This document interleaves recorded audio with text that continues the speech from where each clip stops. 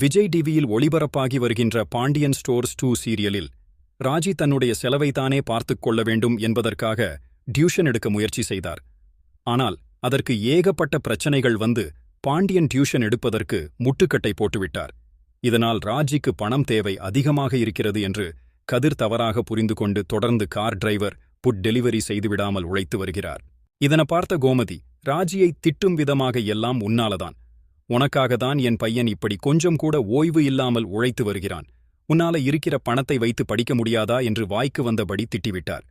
இதனால் கோபப்பட்ட ராஜி, என்ன நினைச்சிட்டு இருக்காங்க எல்லாரும், நான் என்ன பண்ணினேன், எதற்கு என்னை திட்டுகிறார்கள் என்று புலம்பிக் கொண்டார். இந்த நேரத்தில் வீட்டுக்கு வந்த கதிர் பணத்தை எடுத்து ராஜியிடம் கொடுக்கிறாரு. இன்னும் இதை பார்த்து கோவப்பட்ட ராஜி, நீ பணத்தை கொடுத்ததும் நான் வெட்கமே இல்லாமல் வாங்கி விடுவேனா? எல்லாரும் என்ன பத்தி என்ன நினைக்கிறீங்க? உனக்கு சூடு சொரணை இருக்கிற மாதிரிதான் எனக்கும் ரோசம் இருக்கும்.